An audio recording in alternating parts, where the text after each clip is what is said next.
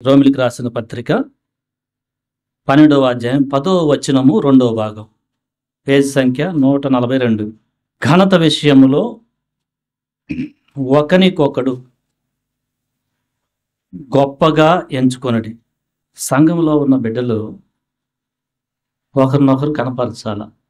సంఘం అంటే రక్షించబడిన బిడ్డల సమూహము. దాంట్లో తోటి విశ్వాసుల పట్ల ఎలా ఉండాలి, సేవకుని ఎట్లా గౌరవించాల, ఎట్లా గణపరచాలి, ప్రతి ఒక్కరిని మనం ఎదుటి వారిని గణపరిచేట్టుగా ఉండాలి. అది క్రిస్టియన్ లైఫ్. గణపరచటం అంటే మనం తగ్గించుకుంటుంటే అవతల వాడికి పెంచబడతాడు కాబట్టి తగ్గింపు క్యారెక్టర్ ఉండాలి ప్రతి ఒక్కరికి కూడా. అవతల వాడు ఎప్పుడు గణపరచబడతాడంటే యువతల వాడు తగ్గింపు మనసు వచ్చినట్టు. ఒకరికొకరు గర్విష్ఠులై ఉన్నప్పుడు అక్కడ ఘనత ఉండదు, గొడవ ఉంటుంది. సంఘములో సంఘానికి యేసు ప్రభువు శిరస్సు అయితే మిగిలిన మనం అందరం కూడా శరీరంలో అవయవాలు. ఎవరిని కూడా తక్కువ చేసి చూస్తానికి లేదు. 1 కొరింథీయులకు 12వ అధ్యాయంలో 27వ వచనంలో, అటువలే మీరు క్రీస్తు యొక్క శరీరమై ఉండి వేరువేరుగా అవయములై ఉన్నారు అని చెప్తూ, మనం యువతలకు వస్తే 14 నుంచి చదివితే, శరీరం ఒక్కటే అవయముగా ఉండక అనేకమైన అవయవములుగా ఉన్నది. నేను చెయ్యి కాను గనుక శరీరంలో దానను కానని పాదము చెప్పినంత మాత్రమున శరీరంలోది కాకపోదు. మరియు నేను కన్ను కాను గనుక శరీరంలోని దానను కానని చెవి చెప్పినంత మాత్రమున శరీరంలోనిది కాకపోలేదు. శరీరమంతయు కన్ను అయితే వినుటెక్కడ? అంతయు వినుట అయితే వాసన చూచుటెక్కడ? అయితే దేవుడు అవయములలో ప్రతిదానిని తన చిత్త ప్రకారం శరీరములో ఉంచెను అని చెప్తూ 26వ వచనంలో, ఒక అవయవము ఘనత పొందినప్పుడు అవయములన్నీ దానితో కూడా సంతోషించును. ఇది మన సంఘంలో ఎవరి పని వాళ్ళు కలిగి ఉన్నాం. అందరం ఒక పని చేయలేం. ఎందుకంటే శరీరంలో ఒక్క చెయ్యే ఉండదు కదా. కన్ను ఉంటుంది, వాసన చూస్తానే ముక్కు ఉంటుంది, కనపడిన లోపల భాగాలు ఉన్నాయి. చూస్తానికి కన్ను చాలా చిన్నదైన దానికి చాలా ప్రాముఖ్యత ఉంది అని చెప్తూ, మనం ఎవరిని కూడా తక్కువ చేసి చూడకూడదు. అంటే సంఘంలో ఏ పని చేసేవారినైనా మనం హానర్ చేయాలి. ఏ పనైనా, వాక్యం చెప్పేవారిని, చేపలు ఎత్తేవారిని, ప్రార్థన చేసేవారిని, వంట పని చేసేవారిని, దేవుని పరిచయం సంబంధించిన సండే స్కూల్ పరిచయం చేసే వాళ్ళని, అరే ఏదన్నా వస్తే అలాంటి చోట కదా కొనుక్కురా అబ్బాయి అని చెప్పేటప్పుడు ఆ పని చేసే వాళ్ళని, ప్రతి ఒక్కరు కూడా ఒక పని ఉంటుంది. ఎందుకంటే అన్ని సంఘం క్షేమం కోసం ఒకరు చేయలేరు. మనకు కావాల్సిన గుణం ఏంటంటే, శరీరంలో ఒకదానికొకటి సహకరించుకుంటే మనకు శరీరం క్షేమం, అంటే బీపీ లేకుండా ఎట్లా ఉంటుందో, మనం సంఘంలో ఎలా ఉండాలంటే ఒకరినొకరు హానర్ చేసుకుంటూ ఒక్కరి మీద పని పడేయకుండా ఉండాలి. ఒక్క అవయవమే పని చేస్తూ ఉందనుకో, చెయ్యి వేరేదో అందుకుంటే రిలాక్స్ అవుతుంది. ఒకరే చేస్తున్నారని అట్లా వదిలేస్తే ఇక్కడేం తెలుస్తుంది? ఘనత ఇవ్వటం అంటే చెయ్యి అందుకోవటం. ముందు ముఖ్యంగా రక్షించబడిన వారు ఈ విషయంలో చాలా జాగ్రత్తగా ఉండాలి. ఇది మెయిన్ రక్షించబడిన వారికి. రక్షణ లేని వారికి ఇంకా ఆ యాటిట్యూడ్ వచ్చి ఉండదు. రక్షించబడిన వారు చాలా జాగ్రత్తగా ఉండాలి. మాట విని వెళ్ళటమే అదే కాదు. ఏం పని ఉంది లోపల? సంఘంలో ఏం పని ఉంది? నేను ఒకరు వస్తే అమ్మ కూర్చోండి అని చేయగలుగుతున్నానా? ఇది చాలా ఇంపార్టెంట్. ఎవరన్నా అట్లా నించొని ఉంటే అలిసిపోయి మనం అరే అర్థం చేసుకొని చేయరేట్ ఇది ఇంపార్టెంట్. అంటే మనం చేసే చిన్న పని వల్ల కూడా అవతల వాళ్ళకి నెమ్మది వస్తుంది, ఆదరణ వస్తుంది. అలాంటి దాన్ని చాలా కాన్సంట్రేట్ చేయాలి. సంఘంలో మనం ఇందాక చదివిన రోమిలికి రాసిన పత్రికలో 12వ అధ్యాయంలో 3వ వచనం చదవండి.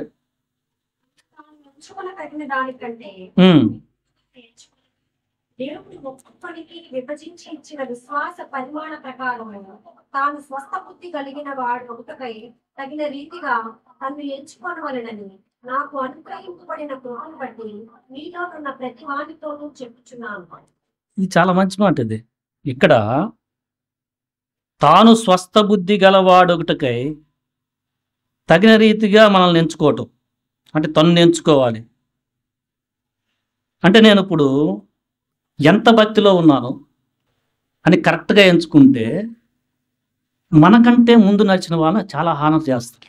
నేను రక్షణలోకి వచ్చి 2 నెలలు అయిందనుకో, 6 నెలలు అయింది, సంవత్సరం అయిందనుకో, రక్షణలో ఎదుగుతున్న వ్యక్తి 10 సంవత్సరాలు ఆయన ఉన్నాడు ఇక్కడ. వాళ్ళకి చాలా ఘనత ఇవ్వాలి. అది సంఘం యొక్క పద్ధతి.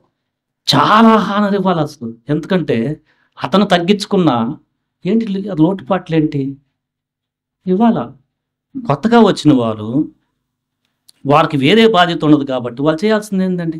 చైర్లు వేయటం, ఏదైనా పని ఉందా వేయటం, చిమ్మటం, అవి చేయాలా. ఎప్పుడు ఈలే చేస్తూ ఉంటే మీరు చూస్తా కూర్చున్నారనుకో, ఆ అవయవం బలహీన పడిపోదు. కోర్స్ మీకు చూస్తుంటేనే తెలియాలి, చిమ్ముతుంటేనే అన్న నేను వస్తానన్నా, ఆ ఇన్స్టిట్యూట్ కనపట్ల ఆయన చేస్తారు కదా. అది కాదు సంఘం పద్ధతి. అన్న రేపు నేను చేస్తానన్నా, అవకాశం ఇస్తాను. ఇది ఒకరినొకరు అలిసిపోతుంటే మనం చేయుతూనివ్వటం చాలా ఇంపార్టెంట్. మీకున్న సమయంలో ఇంకా మన సంఘం చాలా తక్కువగా ఉంటే దాంట్లోనే మీరు పని చేయొచ్చు.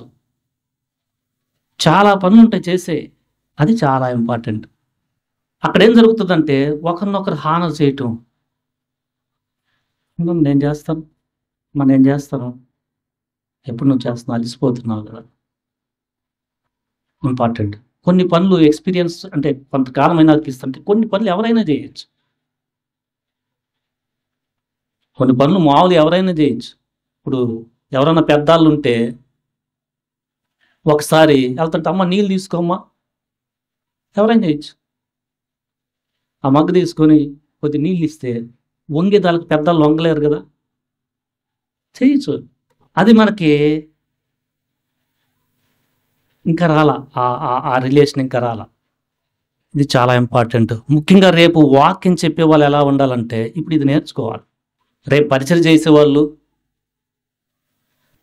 వాక్యం చెప్పేవాళ్ళు ముఖ్యంగా ఈ చిన్న పనులు చెమ్మటం, దాంతోపాటు వాక్యం బాగా నేర్చుకోవటం, అప్పుడు వాళ్ళు ప్రమోట్ అవుతారు. తర్వాత కొత్త వాళ్ళు వస్తారు. అది చేయకుండా వాక్య పరిచయం చేస్తే సంగతి కనెక్ట్ అవ్వదు. సో మనం ఏ పరిస్థితిలో ఉన్నాం, మనం చేయగలిగింది ఏంది, నేర్చుకోగలిగింది ఏంది, హెల్ప్ చేయగలిగింది ఏంది, దీంట్లో మనం ఒకరికొకరు చాలా సహకరించుకోవాలి. ఎవరిని కూడా తక్కువ చేయకూడదు. ఎవరిని కూడా తక్కువ చేసి అలా చూడకూడదు. బట్ ఒకరికొకరు చేయో తెచ్చుకోవడం. కొన్నిసార్లు నేను పని చేస్తుంటే నేనే కూరగాయలు తెచ్చుకోవటం, నేనే చెమ్మటం, ఇవన్నీ చూస్తుంటే నాకు అనిపించేస్తాయి. ఆదివారం కానీ నేనే వెళ్తే ఒక్కరోజన్నా ఎవరన్నా నేను వెళ్తాను కూరగాయలు తెస్తాను ఉండాలి. అది దాన్ని బట్టి కొన్నిసార్లు నేను లేట్ అయిపోతున్నా, చాలా భారంగా ఉండి కొన్నిసార్లు కాలు పడదు. అది చెప్పకముందే గమనించుకోవాలా. సో ఒకరికొకరు ఘనతిచ్చుకోవటం ఏంటంటే టోటల్గా పనికి లేట్ అవ్వకూడదు. దేవుని పనికి ఇది మన ఎయిము. సంఘం క్షేమం అవ్వాలి. ఇప్పుడు అలా చేసే వాళ్ళు వాక్యం చదువుకుంటూ వస్తే రేపు వాళ్ళు వాక్యం చెప్తారు, తర్వాత ఇంకొకరు వస్తారు, వాళ్ళు వాక్యం. ఇది పద్ధతి. ఏం పనులు చేయకుండా ఊరకున్న వాక్యం చెప్పేవాళ్ళు అసలు కనెక్ట్ అవ్వలేరు. కొంతమంది వడ్డిస్తూ ఉంటే సేవకుడు ఇంకా అదే కావాలి పొద్దులూకులు అనుకుంటున్నారు. అది కాదు, మీకు మాదిరి చెప్తానికి చేస్తున్నాం. ఒకే మనిషి వాక్యం చెప్పి నించోని వడ్డిస్తే ఏమైపోతాడు? సో అది మీరు ఈ సంవత్సరాలు చూసుకొని రేపు అలాంటి వాళ్ళు తయారవ్వాలా. సో కొంతమంది సేవకుడు వడ్డిస్తూ ఉంటే ఇంకా రెస్పెక్ట్ అనేది అసలు ఉంటుందా? నేను అది కూడా గమనిస్తున్నా. బయట ఎక్కడ అట్లా ఉండదు.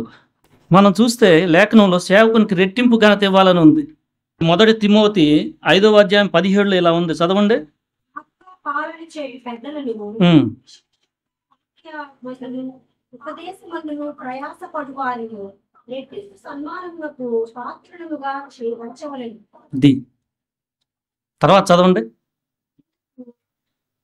చెడి అడము త్రొక్కుచున్న ఎద్దు మూతికి చిక్కము వేయవద్దు అని లేఖనము చెప్పుచున్నది. ఉమ్, మరియు పనివాడు తన జీతములకు పాత్రుడు. ఇది చెప్తుంది.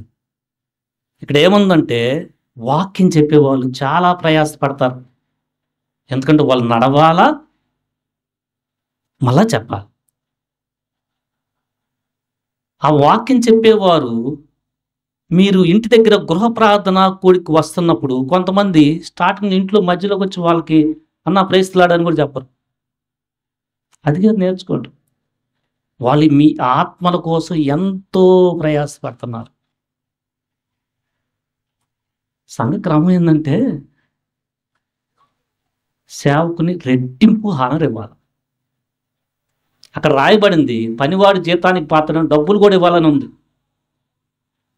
మన సంఘంలో అట్లా తీసుకోవట్లేదు. ఇంకా అది అలుసు అవుతుందేమో కొంతమందికి. అక్కడ రాయబడింది ఏంటంటే వాక్యం చెప్పేవాడిని రెట్టింపు కొంతమంది మీటింగ్ అయిన తర్వాత పిలిచిన వారు అక్కడ ఉండరు. ఇంకా వాక్యం అంతా చెప్పి వెళ్ళిపోతుంటే పిలిచిన వారు ఎవరింటికి వచ్చి ప్రార్థన చేస్తున్నారంటే వాళ్ళు దగ్గరుండి వందనాలు చెప్పిందా చాలా జాగ్రత్త చూసుకొని సేవకుడు వెళ్ళిన దాకా ఉండాలి. వీళ్ళు వేరే వాళ్ళతో మాట్లాడుతుంటారు. అది కాదు పద్ధతి. అదెంత జరుగుతుందంటే జ్ఞానం లేదేమో. ఒకవేళ యేసుప్రభు వారు పెట్టిన సంఘానికి ఉన్న నియమాలు ఏంటో తెలియట్లేదేమో. తోటి సహోదరులనే ఘనతగా ఎంచుకోమంటే సేవకుని రెట్టింపు ఘనంగా ఎంచమన్నాడు. ఇది రక్షించబడిన వాళ్ళు ప్రవర్తించాల్సింది. అంతేగాని సేవకుడే చిమ్మేస్తూ, సేవకుడే బింది నీళ్ళు తెత్తూ, సేవకుడే ఈ పెట్టేస్తూ ఊరని సేవ చేసే యంత్రం కాదు. ఆయన వాక్య పరిచయం కూడా చేస్తున్నాడు.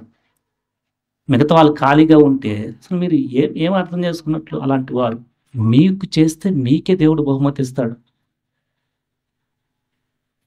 పని ఏముందబ్బా చూస్తే ఈజీగా తెలిసిపోద్ది. రక్షించబడిన వారు అక్కడ చూస్తేనే చెప్పుల దగ్గర ఇసుక కనపడుతుంది. చీపుకు తీసుకుని అన్న చెప్తావు చిమ్ముతామని ఉండాలా? మీరంతా పోయిన తర్వాత మేమే చిమ్ముకొని స్టార్టింగ్ 2 నెలలు 6 నెలలు అయితే ఓకే. అవి ఎట్లా చిమ్ముతున్నారు, ఎవరు చిమ్ముతున్నారు, మీకు జ్ఞానం ఉండాలి. నీట్గా చిమ్మేస్తాం. ఓకే, రక్షణ పొందిన వాళ్ళకి ఆ చెయ్యి వచ్చి చెయ్యాలా. ఎందుకంటే మనం ఇప్పుడు చిమ్ముకోతే మళ్ళీ వీళ్ళే వచ్చి మళ్ళీ చిమ్ముకోవాలి కదా. ఎవరు చిమ్ముతారు? వాక్యం తెలియకుండా ఏమో ఒకవేళ మీరు అట్లా చేస్తున్నారేమో. ఈ మొత్తం చిమ్మాలంటే, ఆ సందులోకి వెళ్ళి చిమ్మాలంటే, ఈ మొత్తం చిమ్మాలంటే అది ఒకే వ్యక్తి ప్రతిసారి చేయాలంటే ఒకసారి ఆలోచన చేసుకుని ఎట్లా చేయాలి. సొంతకొని చేస్తున్నారులే ఏంటంటే మనకు మాదిరి చూపెడతానికి. మనకు మాదిరి ఇలా ఉండాలి కాబట్టి ఎవరు తగ్గించుకుంటాడో వాడే పరలోకంలో హెచ్చుగా ఉంటాడు మాదిరిగా. ఎప్పుడు అలానే ఉంచారనుకో అతనితో అయిపోద్ది ఇంకొక లెవెల్. సో మనం సంఘంలో శరీరమై ఉండి ఒకరినొకరు ఘనపరుచుకోవాలా. ఏదన్నా ప్రార్థన చేస్తే మనకు ఆన్సర్ దొరికితే అవతలాలకు థ్యాంక్స్ చెప్పాలా. అరే నేనే ప్రార్థన చేసుకున్నా భలే అయిపోయిందే అనుకునేది కాదు. నువ్వు కాదు, చాలామంది చేస్తుంటారు. అప్పుడు ఆన్సర్ వస్తుంది. ఘనత ఇవ్వటం అంటే ఏంది? నెక్స్ట్ సాధ్యమైనంత త్వరలో మనం సంఘ ప్రార్థనకు వచ్చినప్పుడు నా జీవితం ఈ కార్యమైంది, ప్రార్థన చేసిన వారికి అందరూ థ్యాంక్స్. ఘనత చాలా ఇంపార్టెంట్. అది సో మనం సంఘం అంటే ఒకరికొకరు పనిలో ఆదుకోవటం. ఫిలిప్పీలకు రాసిన పత్రిక 2వ అధ్యాయంలో, ఫిలిప్పీలకు రాసిన పత్రిక 2వ అధ్యాయంలో 25 నుంచి చివరి దాకా చదవండి, 30 దాకా నేను చదువుతాను. మరియు నా సహోదరుడును, జత పనివాడును, నా తోటి యోధుడును, మీ దోతయు, నా అవసరమునకు ఉపచరించిన వాడునైనా. ఇక్కడ పౌలు గారికి ఒక ఆయన ఉపచారం చేస్తున్నాడంట. మొన్న బర్నబా పౌలు వెళ్ళినప్పుడు మార్కు ఉపచారం. సో పరిచయం చేసే వాళ్ళకి, కొత్తగా వచ్చిన వాళ్ళు ఉపచారం చేసే వాళ్ళకి ఉండాలి. వీళ్ళే పరిచయం చేస్తూ, వీళ్ళే వంట పెడుతూ, వీళ్ళే చేస్తుంటే ఎందుకు? అది కాదు సంఘం పద్ధతి. సంఘం పద్ధతి ఏంటంటే, ఒకరు ఎక్స్పీరియన్స్డ్ పీపుల్ వాకింగ్ చెప్తుంటే వాళ్ళకి వాటర్ తెచ్చి ఇవ్వటం, ఏదైనా వాటర్ దగ్గుతున్నాడు, ఇది ఆటోమేటిక్గా మనకి రావాల. ఉపచారం అంటే అదే. అంటే తను నెమ్మదిగా చేస్తానికి మిగతా అన్ని ఒకరు హెల్ప్ చేస్తుంటారు. ఈ ఉపచారం చేసే వాళ్ళు వాక్యంలో రేపు ప్రవీణులు అయితే వీళ్ళు వాక్యం చెప్తారు, వేరే వాళ్ళు ఉపచారం చేస్తారు. మోషేకి యెహోషువ ఉపచారం మొదటగా చేసి, మోషే చనిపోయిన తర్వాత యెహోషువ లీడింగ్ తీసుకున్నాడు. ఇది క్రమం. వాళ్ళు లేదనుకో, ఈయనే ఉపచారం చేసుకుంటే ఈయనే చేయాలంటే మొత్తం అలసిపోతాడు. సో అక్కడ ఏం చెప్తున్నాడు? మీ యొద్దకు పంపుట అగత్యమని అనుకుంటుని, అతడు రోగి అయ్యే ఆయన కానీ మీరు ఆయనని వింటిరి కనుక, అతడు మిమ్మల్ని అందరినీ చూడ మిగుల ఆపేక్షం గలవాడై విచారపడుచుండెను. నిజముగా అతడు రోగి అయి చావునకు సిద్ధమై ఉండను కానీ దేవుడు అతన్ని కనికరించెను.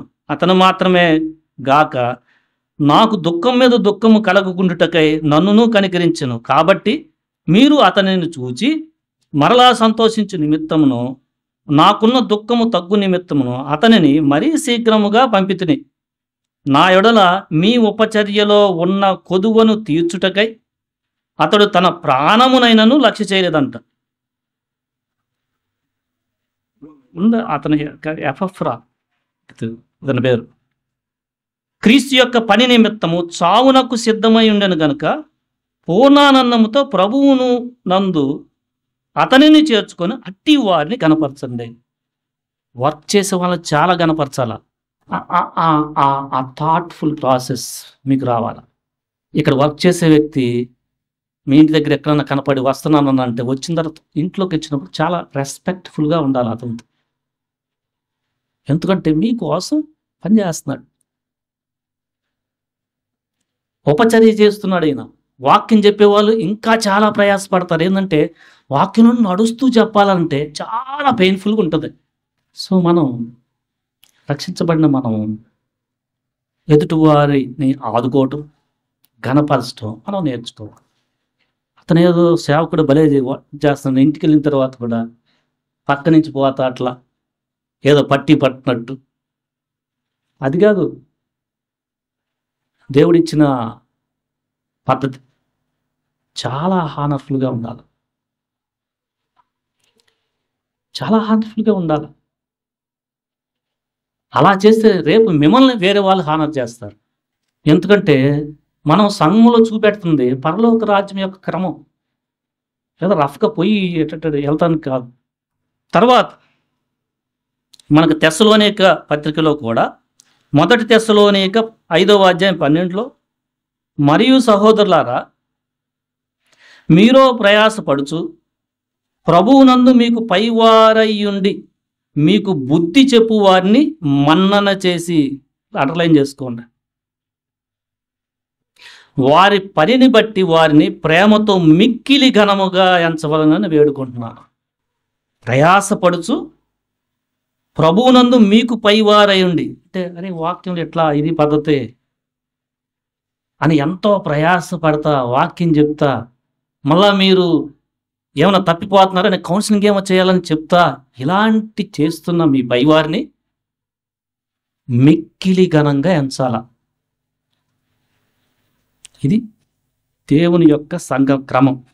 ఈ మాట మనకు అర్థమైతే అసలు మీ పైన కాస్తన వారు ఆదివారం మీరు రాకపోతే చాలా ఆలోచిస్తారు కదా అని కాల్ చేసి చెప్పటము తన గనపరిచినట్లే. మీరు వచ్చి పని చేయాల్సిన పని లేదు. నా కోసం, నా ఆత్మ కోసం తప్పిస్తున్నాడు, ఆలోచన చేస్తున్నాడు. ఎందుకంటే నా ఆత్మను కాయకపోతే నేను నరకానికి వెళ్ళిపోతా అని మీకు గ్రహింపు ఉంటే ఏం చేస్తారు? ఆదివారం రాకపోతే, అమ్మో ఈయనకి ఎక్కువ ప్రెజర్ ఇచ్చినట్టుంటాడు, నా కోసం ఆలోచిస్తూ ఉంటాడు అని కరెక్ట్గా కమ్యూనికేట్ చేస్తారు. కానీ ఇప్పుడు కొన్ని చోట్ల అది కూడా జరగట్లా. అంటే ఏంటంటే కనెక్షన్ లేదు అసలు. ఒకరినొకరు గణపరుచుకోవటం అనేది సంఘాన్ని పెట్టిన క్రమం, కనెక్షన్ తప్పిపోతుంది అసలు. ఏదో పోయాం అంటే పరలోకానికి వెళ్తున్నాను, నా ప్రయాణము, దాంట్లో ఒకరు ప్రయాసపడుతున్నారు, నా ఆత్మను రక్షిస్తానికి చరైన జాగ్రత్తలు అని వాళ్ళు నా గురించి చాలా ఆలోచన చేస్తుంటారు. నేను చెప్తే ఓకే నెమ్మదిగా ఉంటారు. అది హానర్ చేయటం. కానీ కొంతమంది ఏంది, వాళ్ళు మాట చెప్పుకుంటున్నారు, మన కనెక్షన్ లేదు, మనం వెళ్ళిపోతున్నాం, మళ్ళీ ఎప్పుడో వస్తాం. ఇది జరుగుతుంది. అంటే జ్ఞానం లేదు. దేవుని వాక్యం ఎట్లా ఉందో, ఒక ఆత్మ రక్షించబడాలంటే రక్షణ పొందిన వ్యక్తి ఎంత జాగ్రత్త తీసుకోవాలి, వాళ్ళని కాస్తున్న వ్యక్తి ఎంత ప్రయాసపడాలి, అప్పుడే చివరి దాకా రక్షణలో స్ట్రైట్గా వెళ్తారు అభివృద్ధిలో. ఆ జ్ఞానం లేదు. ఒకరికొకరు బాధ్యత ఏంది, అది చాలా అవసరం. ప్రియ సహోదరులారా, ప్రియ సహోదరిలారా, మీరు ఈ విషయం ఆలోచించేయండి. మీకు ఇక్కడ చూపెడుతున్న మాదిరి ఏంటంటే, ఇక్కడ వడ్డించటము, దాంట్లో పోవటం, పల్లెలు గడగటం, ఇవి ఏంటంటే మన క్రమం ఎట్టుండాలి నాన్న. ప్రస్తుతానికి స్టార్టింగ్లో ఉంది కాబట్టి ఇవి చేస్తున్నాము, రేపు మీరు అందుకోవాలి. తర్వాత కొత్త వాళ్ళు వచ్చి అందుకుంటారు, మీరు అప్పుడు రెస్ట్ఫుల్గా ఉంటారు, మిమ్మల్ని హానం చేస్తారు. ఇది క్రమం. వంట వండే వారికి చాలా ఘనత ఇవ్వాలి. మిగతా వాళ్ళు ఎందుకంటే వాళ్ళు చాలా ప్రయాసపెడితేనే మనం తింటున్నాం. ఉపచర్య అది జరగకపోతే మనకు టోటల్ కనెక్షన్ జరగదు, అలసిపోతాం మన శరీరాలు. ఆ తర్వాత మనము ప్రార్థన చేసేటప్పుడు హానర్ఫుల్గా ప్రార్థన చేయటం చాలా ఇంపార్టెంట్. ప్రార్థన చేసేటప్పుడు నీకంటే సీనియర్ విశ్వాస పట్ల నువ్వు ఎలా ప్రార్థన చేయాలని దాంట్లో హానర్ కనిపిస్తుంది. ఎలా పడితే అట్లా చేయటం కాదు. మనకంటే సీనియర్ 5 సంవత్సరాలను పెట్టుకొని వాళ్ళు రక్షణలో ఎదగాలి ప్రభువా అని అంత తొందరపడి ఊరకనే చేయకూడదు. అసలు ముందు మనం రక్షణలోకి ఎదగాలి, నన్ను ముందు చేసుకొని దాన్ని ఎక్కువ చేసుకోవాలా. అలా చేస్తుంటే మన యొక్క జ్ఞానం ఏంటి, సంఘంలో అందరి ముందు మనం సంఘ ప్రార్థన చేస్తుంటే వాళ్ళని డిస్హానర్ చేస్తున్నట్టు. ఇంటి దగ్గర ఏదన్నా భారం ఉంటే ఫస్ట్ మనం ఏడుస్తూ అయ్యా వాళ్ళకు కూడా ఉంటుంది, అది వేరు. ఎవరు లేనప్పుడు సంఘ ప్రార్థన చేసేటప్పుడు మనం చేసే ప్రార్థన ఎలా ఉండాలనంటే, ఏది పడితే నోటుకు వచ్చింది చేయకూడదు. ఎట్లా చేస్తున్నావు దాన్ని బట్టి హానర్ ఉంటుంది. ఎలా చేయాలనంటే తనకు ఆత్మ సహాయం చేయి. ఇది పద్ధతి. మనం ఏం చేసుకోవాలి, ప్రభు నాకు ఓర్పు, నేను రక్షణలో ఎదుగునట్లు సహాయం చేయి. ఇది చేసుకోవాలి మనం. కాపరికి అంత బాధ్యత ఉంది ఏంటంటే రక్షణలో ఎదుగునట్లు ఆ బిడ్డకి సహాయం చేయండి ప్రభు, ఎందుకంటే తను కాస్తున్నాడు. తోటివారు ఎలా చేసుకోవాలంటే దానికి రూల్స్ ఉన్నాయి. ఎట్లా పడితే అట్లా చేయకూడదు. మరీ భారం ఉంటే ఇంటి దగ్గర ఒక్కరే ఉన్నప్పుడు మనం ముందు అంత ఎదిగామా చూసుకుంటూ వాళ్ళు కూడా ఎదగాలనేది చేయద్దు. ఊరిని ఎట్లా పడితే అట్లా చేయకూడదు. అది చాలా ఇంపార్టెంట్. ఒక పాస్టర్ ప్రార్థన చేయమంటే మేము చాలా భయపడేవాళ్ళం. ఆయన చెప్పే మాటను వినేట్టు మాకు సహాయం చేసి ఎట్లా చేసుకునేవాళ్ళం. అది పద్ధతి. ఆయన రక్షణలో ఎదుగునట్టు సహాయం చేయమని మనం చేస్తే విశ్వాసం ఎలా ఉంటుంది? తెలియకనుకుంటా అలా ఎక్కడ చేయకూడదు. అది చేస్తే అసలు ఏంటి అర్థం కావట్లేదేంటి, చివరికి ప్రార్థన ఎలా చేయాలో కూడా అర్థం కావట్లేదా అనిపిస్తుంది. ఎప్పుడు చేసుకోవాలి మీకు అంత భారం ఉంటే అంటే, ఇంటికి వెళ్ళిన తర్వాత ఒకవేళ నిజంగా అతనికి ఓర్పు లేదు ఏదో అనుకుంటే, మనకు బాగా ఓర్పు ఉందని అనిపిస్తే, అది మీకు నిజంగా అనిపిస్తే ఎవరు వినకుండా దేవునితో గోజాడండి. ఇప్పుడు ఆన్సర్ వస్తుంది. అందరి ముందుగా ఎట్లా పడితే అట్లా చేయకూడదు ప్రార్థన. అసలు ఇంటి దగ్గర కూడా పెద్దవారి గురించి అలా చేసేటప్పుడు అసలు మనకుందా? చాలా ఇంపార్టెంట్. అలాంటి మానేస్తే సరిపోద్దు. మనం ఏడాల్సింది మనకి. వాళ్ళ గురించి ఏం చేయాలంటే వాళ్ళకి మంచి ఆరోగ్యం ఇవ్వు, మీ ఆత్మతో నింపు, ఇది చేయాలి. వారు చెప్పే మాట వినటానికి మేమింకా ఎక్కువ పెయిన్ఫుల్గా అలా ఉండకుండా మా ఆత్మను ఇది చేసుకోవాలి. ప్రార్థన అంటే ఎట్లా పడితే అట్లా ఎక్కువసేపు చేసేది కాదు. ప్రార్థన చేసేది ఏ ప్రార్థన ఎక్కడ చేయాలనేది చాలా ఇంపార్టెంట్. ఈవెన్ అతను పాస్టర్ కాకుండా మీకు సీనియర్ విశ్వాసం అనుకో, మీకంటే ముందు బాప్టిజం తీసుకున్నాడు, తన పట్ల కూడా సంఘం అందరూ ఉన్నప్పుడు అలా చేసే దాంట్లో చాలా జాగ్రత్త పడాలి. ఒకవేళ తను అడిగితే చెయ్యొచ్చు. మీరు ఇంటి దగ్గర ఇద్దరు విడు ఉన్నప్పుడు అక్కడక్కడ చేసుకోవచ్చు. సంఘంలో అట్లా చేస్తుంటే హైరార్కీ తప్పిపోతుంది. వేరే వాడు కూడా ఎట్టబడితే అట్లా చేస్తాడు నీ ప్రార్థనని. ఎందుకు నువ్వు ఆస్కారం ఇస్తున్నావు, ఎట్టబడితే అట్లా చేయొచ్చుగా మళ్ళా అని. అది కాదు. మనం డిస్కానర్గా ప్రవర్తిస్తూ ఇంకొకడు ఎంటున్నాడు అట్ట కూడా చేయొచ్చులే, ఇంకొకటి చేస్తాడు, గోలగా ఉంటుంది. చాలా కేర్ఫుల్గా ఉండాలి. పర్టికులర్గా సమూహములో సంఘంలో ఉండి ప్రార్థన చేస్తున్నప్పుడు మనం ఎట్లా చేస్తున్నాం చాలా కేర్ఫుల్గా ఉండండి. ఎక్కువసేపు ప్రార్థన చేసేయటం కాదు, ఆ ప్రార్థనలో ఏం చేస్తున్నాం. వాక్యం వచ్చినప్పుడు వాక్యములో ఫస్ట్ నా కోసం చేసుకోవాలి. ఈరోజు ఈ వాక్యం వస్తే అయ్యా నేను వేరే వాళ్ళని కనపరిచేట్టు నాకు సహాయం చేయడం, ఇది చేసుకోవాల్సిన బాధ్యత. వాక్యంలో సరి చేసుకోవాల్సింది ఎవరి కాదు నేను అనుకుని చేసుకోవాలి. తర్వాత కామన్గా చేయొచ్చు. మన సంఘంలో అందరు ఎవరికి వాళ్ళు కనపరిచేట్టుకున్నట్టుగా అలా ఎదిగినట్లుగా సహాయం చేయొచ్చు. ఫస్ట్ ఇది చేయకుండా అది చేసుకున్నాం అనుకో, ప్రభువా నేను మాట అంటున్నాను, రక్షణలో ఎదిగేట్టు నాకు సహాయం చేయాలి, మనం చేసుకోవాలి ఫస్ట్. రక్షించబడిన వారు అందరూ కూడా రక్షణలో ఎదుగునట్లుగా సహాయం చేయండి, కామన్గా చేయొచ్చు. అలాంటి వ్యక్తి రక్షణలో ఎదిగినట్టు ప్రార్థన చేయి, అది కాదు.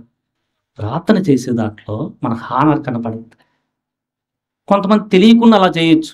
ఇప్పుడన్నా అది జ్ఞానం లేక అది ఓకే, అది ఇగ్నోరెన్స్, అది ఓకే. ఇప్పుడు తెలుసుకోవాలి. నేను చెప్పకపోతే పొద్దులు కుక్కులు సేవకుడే వడ్డిస్తాడేమో, మనం కూర్చోవటం, మనం వెళ్ళటం, తర్వాత ఎన్ని సంవత్సరాలు ఇదే అనుకున్నారు. ఇది కాదు సంఘానికి దేవుడిచ్చిన పద్ధతి. సంఘానికి దేవుడిచ్చిన పద్ధతి చాలా హానర్ చేయండి వాక్యం చెప్పే వాళ్ళని. మనం ఏ స్థితిలో ఉన్నాం. ఇంకో మాట అక్కడ చూస్తే రోమిలికి రాసిన పత్రిక 6:12లోనే మనం వెళ్తే అక్కడికి ఒక మంచి మాట కనిపిస్తుంది. 4-5 కలిపి ఉన్న దాంట్లో చివరిలో అలాగే అనేకులమైన మనము క్రీస్తులో ఒక్క శరీరముగా ఉండి ఒకరికొకరము అనే మాట చూసుకోండి. ఒకరికొకరం నాకేం పని, నేను చేయగలిగింది అంటే పని అది చేయాలి. నేనేం చేయగలను ఈ స్థితిలో? అసలు క్రమం ఏంటంటే రక్షించబడిన వాళ్ళు ఫస్ట్ పని చేయటం నేర్చుకోవాలి. ఫస్ట్ అది ఇంపార్టెంట్. తర్వాత ఆ పని కొత్త వాళ్ళు వచ్చినప్పుడు వాళ్ళు అందుకోవాలి. ఈయన కొద్దిగా ఎదుగుతాడు, వాక్యం చెప్పటము అది వేరే వాళ్ళు తీసుకుంటారు. ఆ తర్వాత వాక్యం చెప్పేది కొంత అయిన తర్వాత వేరే సంఘం వేరే చోట అయితే ఇతనికి ఇచ్చేసి చూసుకున్నాను నేను వెళ్తున్నాను, ఇది క్రమం. సో మనకి ఆ స్ట్రక్చర్ ఇంపార్టెంట్. స్ట్రక్చర్ ఎట్లా సంఘంలో ఎవరు బాధ్యత వాళ్ళు చేయాలి. మనకి ఏదన్నా సహాయం చేస్తే హానర్ఫుల్గా థ్యాంక్స్ అనే మాట ఫస్ట్ ఇంపార్టెంట్. ప్రార్థనైనా ఏ సహాయమైనా చేసినా, ముఖ్యంగా తోటి విశ్వాసులు ఒకరి పట్ల ఒకరు హానరబుల్గా కూడా ఉండాలి. చాలా ఇంపార్టెంట్. ఆ తర్వాత హానర్ చేయటం ఏంటంటే మన కోసం ప్రత్యేకంగా ప్రయాసపడి చాలా కష్టపడుతున్నారే. ఇంకో మాట కూడా చదివితే క్లారిటీగా ఉంటుందేమో. హెబ్రీయులకు రాసిన పత్రిక చివరి అధ్యాయంలో 13వ అధ్యాయంలో 17వ వచనం చదవండి. ఈ పైని నాయకులుగా ఉన్నవారు లెక్క ఒప్ప చెప్పవలసిన వారి వలె మీ ఆత్మలను కాల్చున్నారు. వారు దుఃఖముతో ఆ పని చేసిన ఎడల మీకు నిష్ప్రయోజనము కనుక దుఃఖముతో కాక ఆనందముతో చేయునట్లు వారి మాట విని వారికి లోబడి ఉంది. ఇది స్ట్రైట్ ఫార్వర్డ్గా ఉంది. అసలు మీకోసం పనిచేస్తున్న నాయకులు మీ ఆత్మలకు లెక్క చెప్పాలి అనే గ్రహింపు ఉందా? మీకు ఆ కనెక్షన్ ఉందా? పర్టికులర్గా మీకు బాప్టిజం ఇచ్చిన వారు చాలా వాళ్ళు ఆలోచిస్తూ ఉంటారు. ఎందుకంటే అక్కడితో అయిపోలా. వాళ్ళు ఎలా ఎదుగుతున్నారు?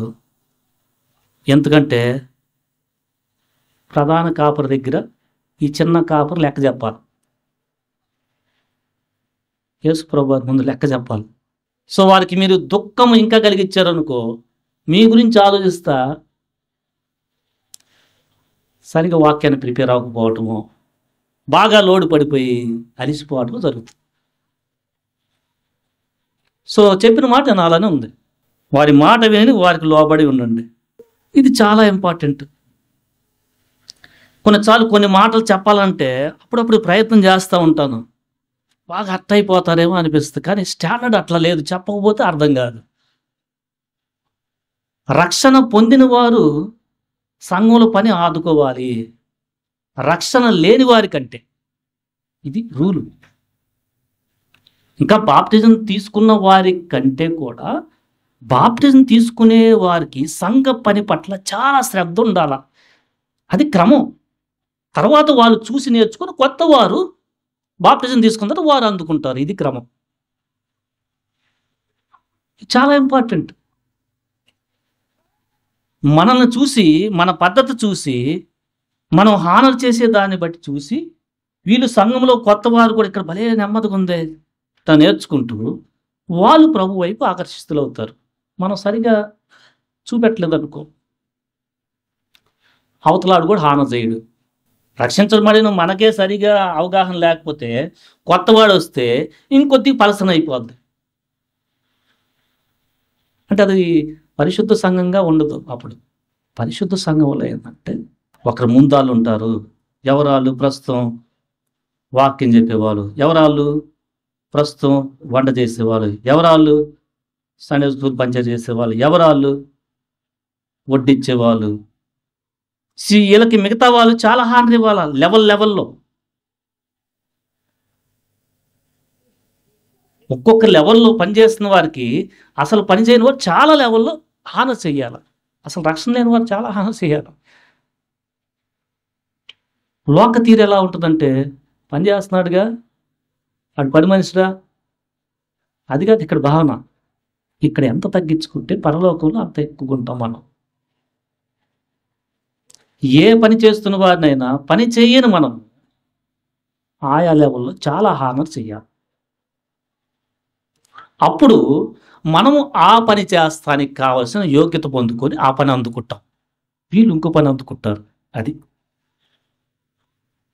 పని చేయించుకోవటమే కాదు, చేయించుకునే దాంట్లో థ్యాంక్ఫుల్గా ఉంటూ రేపు సమయం వచ్చినప్పుడు ఆ పని చేస్తానుకుంటే వాళ్ళు వేరే పని ఆదుకుంటారు.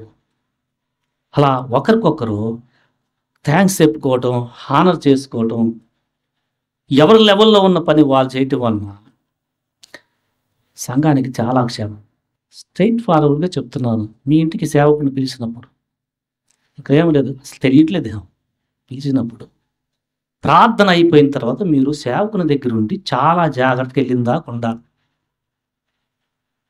మినిమం సెన్స్ అది. మీ ఇంటికి వాక్యం చెప్తున్నప్పుడు సేవకు వచ్చే సమయం అవుతుంటే బయట ఉండి వెయిట్ చేస్తూ వాళ్ళు ఏమన్నా లగేజ్ తెస్తున్నారా, మనం ఏమన్నా ఆదుకోగలమా, కామన్ సెన్స్. అయిపోయిన తర్వాత ఏమన్నా ఉంటే ఇన్స్ట్రుమెంట్స్ మళ్ళీ ఎలా అది తీసుకెళ్ళాలి, కామన్ సెన్స్. ఆయనే తెచ్చుకొని, ఆయన తీసుకెళ్ళి, ఆయన చేసి, ఆయనే చెప్పి అలిసిపోతాడు. మనం ఏం చేస్తాం? Minimum common sense. ఇంకా స్ట్రైట్గా చెప్పిపోతే అసలు మీకు హోలీ స్పిరిట్ అనేది ఇంకా స్ట్రైట్గా ఇట్లా చేయండి అని చెప్పాలి. హోలీ స్పిరిట్ గార్డు ఉంటే సేవకుడు వస్తున్నప్పుడు బయటే ఉండి ఏమైనా తెస్తారా, ఏమన్నా అందుకోవాలా, ప్రైస్తులాట చెప్పటం ఇంపార్టెంట్. వెళ్ళేటప్పుడు ప్రైస్తులాట అన్నా, థ్యాంక్స్ అన్న, మా ఇంటికి వచ్చారు, అది ఇంపార్టెంట్. అది హానర్ చేయటం. అది ఎవరు పిలిస్తే, ఇప్పుడు నేను పిలిచినా థ్యాంక్స్ చెప్పడం హానర్, తగ్గించుకునేది ఇంకో లెవెల్. అసలు మీకే వాక్యం ఉంది, పై వాళ్ళకి చాలా డైరెక్ట్గా ఉంది.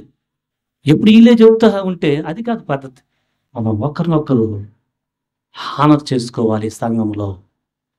హానర్ అనేది పని చేసే వాళ్ళకి చాలా రెస్పెక్ట్ ఇవ్వండి. వారు ఏదో ఊడికం చేస్తున్నారని ఊరికనే అంత వాళ్ళని తోసుకుంటా పోతా, ఇది కాదు పద్ధతి. ఏదో తోసుకున్న రఫ్గా వెళ్ళిపోయినట్టు. రఫ్నెస్ అసలు పనికిరాదు. ఈవెన్ ఇద్దరు పని చేస్తుంటే పట్టణ స్థలం తక్కువ ఉంటే ఒకరు ముందు అట్లా నించొని ఉంటే వాళ్ళని పంపిస్తానికి మీరు ఆగండి. తోసుకొని ఒకే సన్న దాంట్లో పరిగెత్తద్దు. ఆ కిచెన్లో అయినా ఒకరు ముందు వెళ్తుంటే యువతలకు రండి, తర్వాత ఆయన పంపంటే అప్పుడు గొడవ పడుతుంది, ఎవరో ఒకరు వెళ్తారు. కొంతమందిని చూస్తున్నాను వర్క్ చేసే వాళ్ళు దూరటం ఇద్దరు. అది కూడా హానం చేయటం అంటే. ఓకే, ఈయన ఎలా అనుకుంటున్నాడా, వెళ్ళరా వడ్డించే కాడ అవి కనపడతాయి. ఇలాంటి సన్న తక్కువ విడుతున్న ఆ తలుపులో ఒకేసారి ఇద్దరు పోయేటప్పుడు నేను చూశాను. ఎట్టబడితే అట్ట తల ఉంచుకుంటా పోవటం కాదు, హానం చేయటం ఇంపార్టెంట్. అది యాక్షన్లో కనిపిస్తుంది. ఎందుకంటే కనుక తెలిస్తే వెనక్కి వచ్చేస్తుంది. ఒకరు వెళ్ళాలి. ఇది ఇక్కడే కాదు, మీరు ఆఫీసులో టీ తాగుతున్నప్పుడు కూడా ఒకే డోర్లో ఇద్దరు వెళ్తున్నారు అనుకో, వెళ్ళండి అన్న, ముందు మీరు వెళ్ళండి, అది చెప్పాలా. ఎక్కడనే కాదు చెప్తున్నా, ఇది పరిచయం సంబంధించింది కాదు హానర్ అనేది. మీరు ఎక్కడన్నా ఉన్నప్పుడు ఇలాంటి పరిస్థితులు వచ్చినప్పుడు, అరే ఇప్పుడు నేను వాళ్ళతో పాటు అనుకోవటం ఏంది, ఇతను ఒకరే కదా వెళ్ళగలిగేది, వెళ్ళండమ్మా.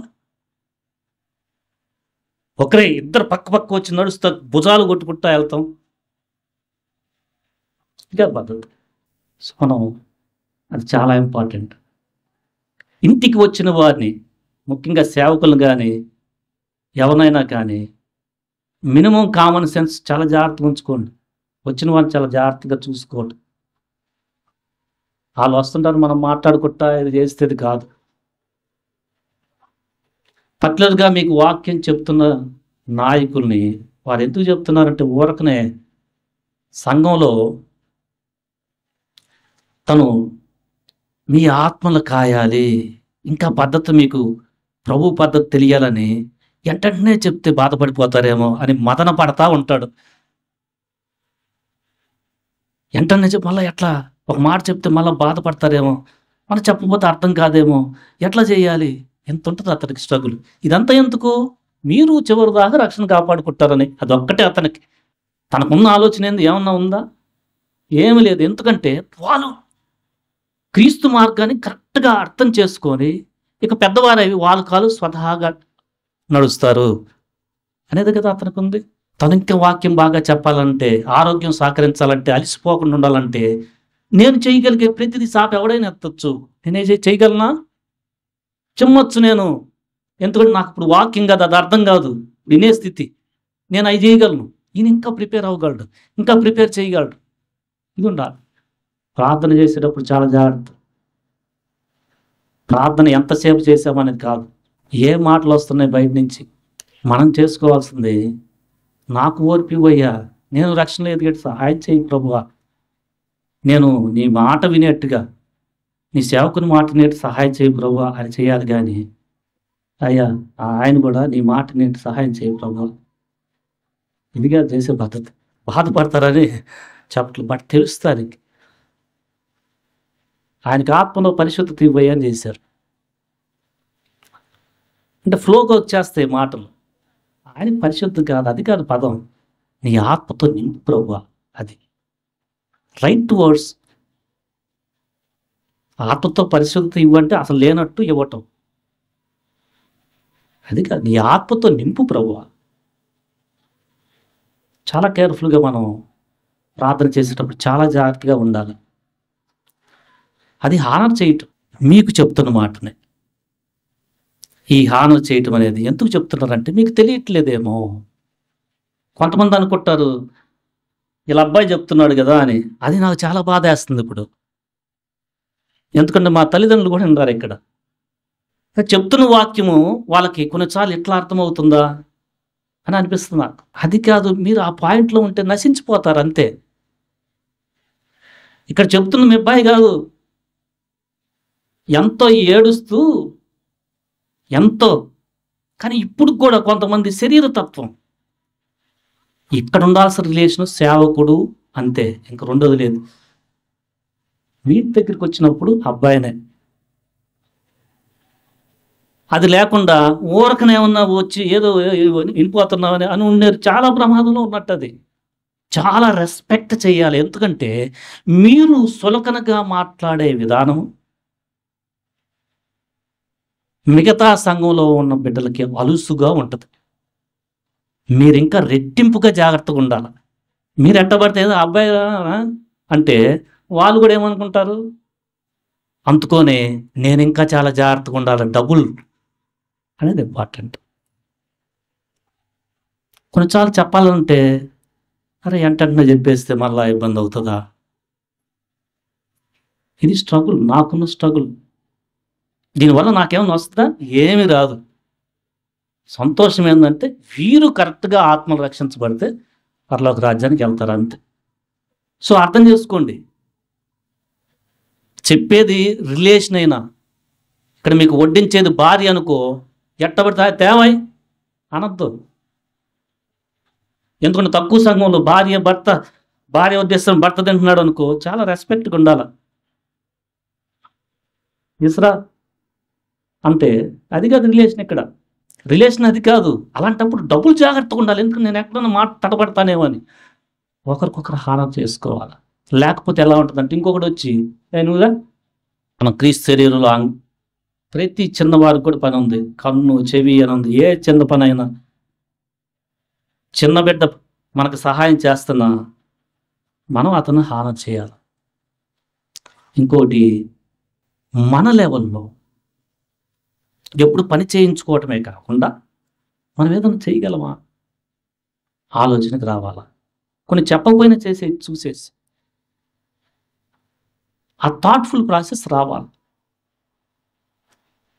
అది దేంట్లో అన్నా అది సమయం గమనించినప్పుడు మీకు ఎలా తీసుకెళ్తుందంటే వాక్యం చెప్పేదా తీసుకెళ్తుంది.